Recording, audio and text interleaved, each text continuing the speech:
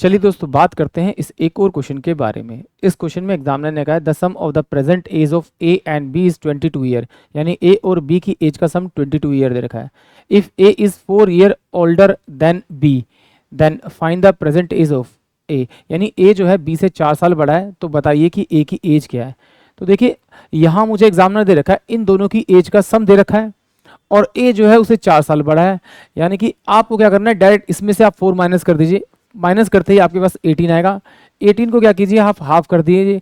जैसे ही हाफ आप करेंगे तो 9 ईयर आप दो जगह लिख लीजिए। ये मेरे पास में बी होगा तो ये मेरे पास ए होगा, बट ए कितना है 4 साल बड़ा है उससे, तो इसमें आप 4 जोड़ दीजिए यानी कि 13, यानी कि ऑप्शन जो बी आएगा वो इस क्वेश्चन के लिए करेक्ट आएगा। एक बार इसको डिटेल से भी समझते हैं अगर आप इस तरह से नहीं करना चाहते हैं। देखिए यहाँ पर एग्जामिनर ने कहा है मुझसे कि भाई ए और जो बी है उन दोनों की एज का सम जो है वो 22 ईयर है।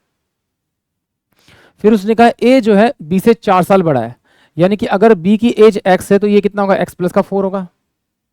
इन दोनों को ऐड करूंगा तो 2x प्लस का 4 इजकल टू में 22 हो जाएगा। इधर जाएगा तो माइनस हो जाएगा, तो 2x इजकल टू कितना हो जाएगा आपका 18। इसको मैं इससे डिवाइड करूंगा तो x इजकल टू कितना आएगा मेरे पास में 9 आ जाएगा, यानी कि x की वैल्यू तो मेरे पास में 9 आ गई, यानी कि b कितने साल का है 9 साल का, तो a कितना हो जाएगा 9 और 4 13, यानी कि ऑप्शन जो b है वो इस क्वेश्चन के लिए करेक्ट होगा। आई होप आप सभी क्वेश्चन समझ में आया होगा।